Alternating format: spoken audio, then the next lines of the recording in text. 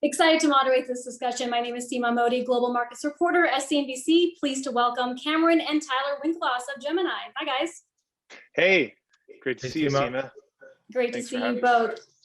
The crypto industry has had a long problem, high degree of interest, with a notable lack of investable instruments or tools to invest in this space, but that has quickly changed. Tyler, can you bring us up to speed as to how the crypto industry has evolved in recent months? Yeah, so I'd say that the last year has been a big year for Bitcoin regulated fund products, especially up in Canada.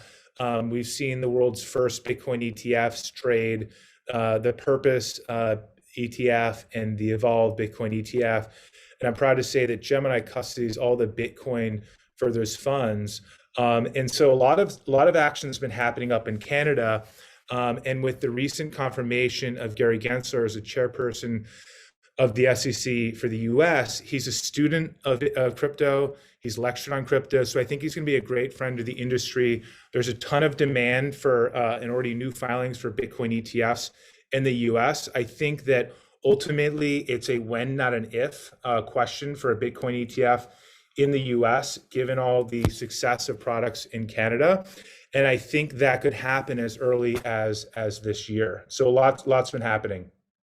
Let's dig into that when, Cameron, because a number of ETF investors in the audience are interested in launching their own crypto-related ETF.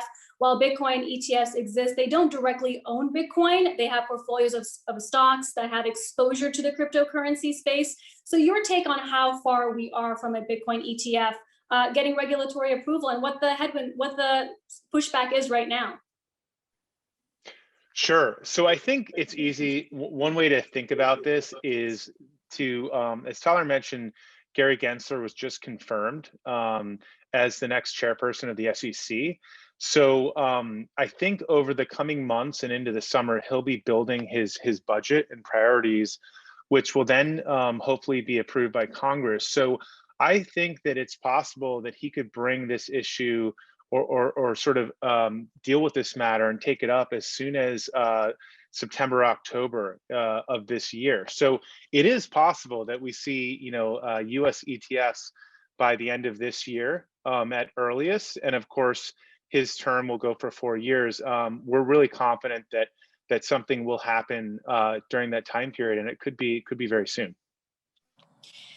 Tyler, with high-profile investors, whether it's Elon Musk, Stanley Druckenmiller, putting more money into cryptocurrencies, there's also this need to develop infrastructure, clearinghouses, enabling custodians, providing banking solutions, compliance. What kind of solutions are you guys working on at Gemini, and what are some of the challenges with that?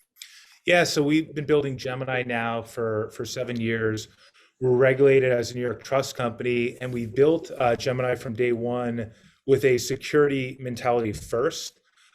So we've been safely custodying crypto. Now we custody over 25 billion of crypto for customers.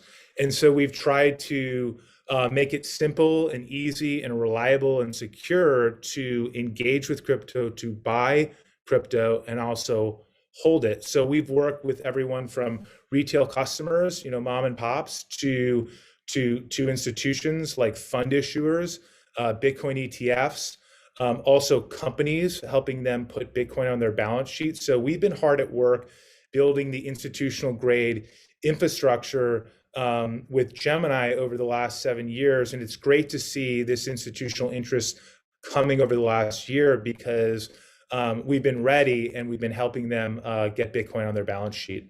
More specifically, Tyler's referring to Gemini Fund Solutions, which is our full stack solution that allows sponsors and fund issuers to set up and have the infrastructure they need to custody Bitcoin for their fund at Gemini. And we also partner with them on trade execution. So we built that platform specifically for the issuers and sponsors. Got it. And is building out these solutions, Tyler, the way you effectively compete with the likes of Coinbase, which is now a publicly traded company? Yeah, so we first got into Bitcoin. We bought most of our early Bitcoin on Mt. Gox. So we saw firsthand how difficult and how scary that experience was. And that really informed us on building Gemini. And so, yes, it's critical that infrastructure like Gemini and also Coinbase exists, because I've said this before, that one company won't build this entire market. Like, we all have to build this together. So as much as we can think we're competing with each other, Gemini, Coinbase, and a few other companies have really helped build this market. I don't think we would all have been able to do it just alone. Cameron, your thoughts on Coinbase? This seems like a watershed moment for the cryptocurrency industry. Is Gemini next? And how do you ensure you can steal market share from them going forward? So first off, I think it's a great moment for the industry, and we wish them the best in trading going forward. We continue to sort of look at the public markets and determine whether that would make sense for Gemini. So we'll keep watching that. I think also in terms of the Gemini Fund Solutions, it is one of many products that we offer.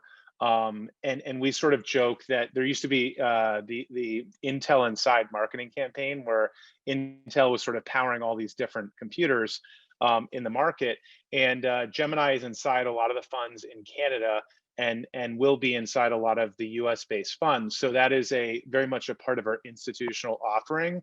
Of course, we have a lot of different retail oriented and individual related products. But to Tyler's point, financial markets are generally not built by one company in particular. And we really look forward to kind of continue to build the North American market alongside Coinbase in many ways. And we think it's a great moment for this.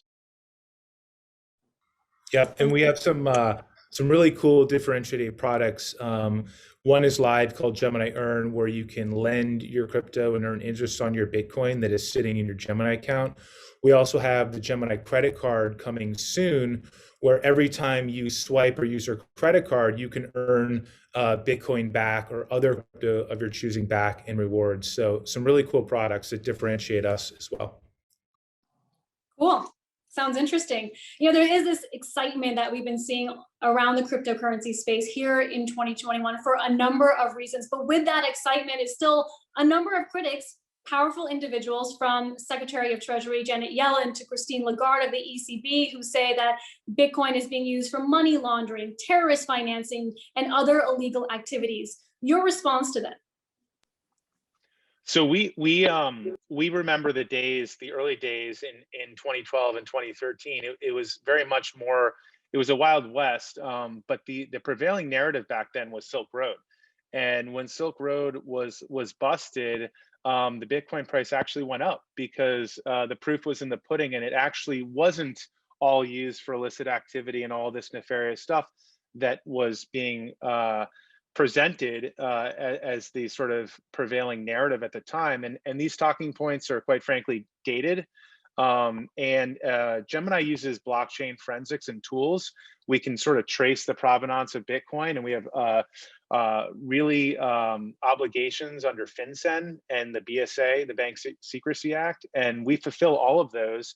And I just think that narrative is actually simply not the case. And we've seen it. We see it firsthand with the tools that we have and our compliance department. With that said, a competing exchange recently, in the last 24 hours, said that a huge crackdown could be coming. A lot of people have said this. Your thoughts, Tyler? Is there something like that in the cards? That sounds like a rumor. I mean, we've been a regulated exchange from day one by the New York DFS, the largest bank and insurance regulator in the state of New York. We've taken a ask for permission, not forgiveness ethos from the beginning, so we never operated without a license. And we've had, frankly, a very collaborative and good relationship with all of our regulators. The DFS, we've helped them shape the regulations. So, I think, I'm not sure what exactly that statement refers to, but we continue to collaborate and have good relationships with regulators in the U.S., but also working with regulators internationally. So we're licensed by the FCA in the UK.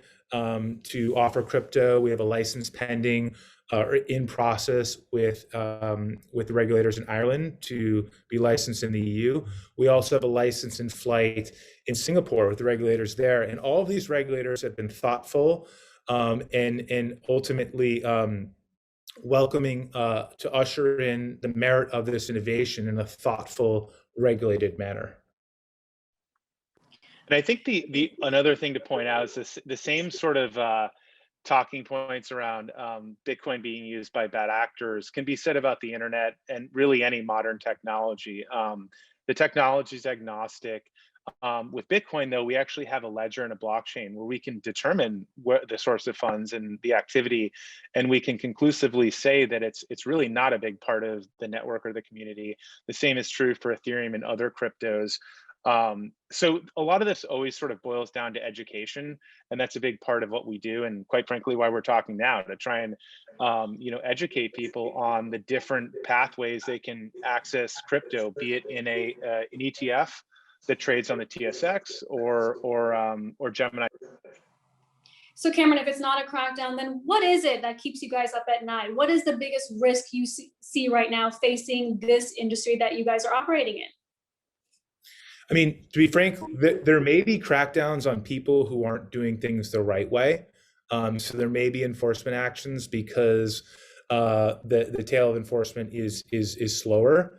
But ultimately, that would be more on the companies, and I don't believe it would be directed at Bitcoin itself or Ether itself. The path is quite well understood in the U.S. To the legitimacy and the legality of Bitcoin, starting in 2015 with the coin flip enforcement action with the CFTC, which called Bitcoin a commodity like gold, which was upheld by courts. So there's a lot of well understood legal precedents in the U.S.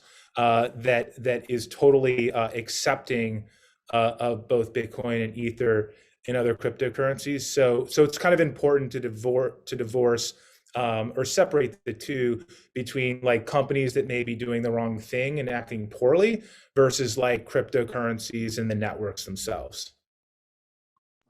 And since we're speaking to a number of ETF investors here, over time, Tyler and Cameron, do you see the type of crypto ETFs changing, broadening, becoming more diverse over time?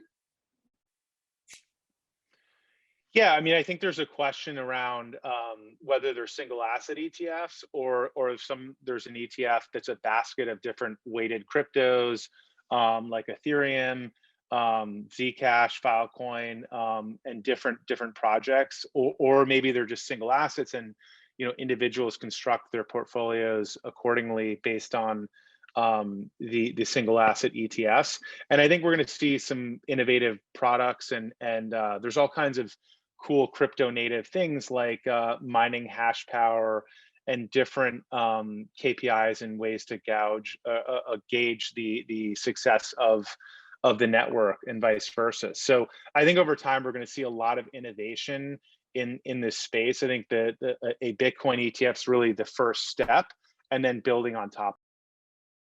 Yeah, I think as soon as a Bitcoin ETF happens, which I think it will, and it could happen as early as this year in the U.S., the next ETF is going to be an Ether ETF, and then potentially other single coin crypto ETFs.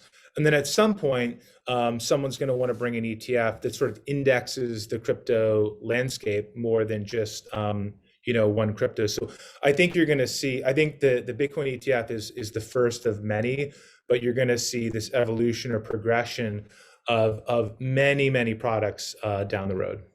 All right, Tyler and Cameron Winklevoss, thank you for joining me today. Appreciate your time. Thanks so much, Seema. Always fun to Thanks, talk. guys.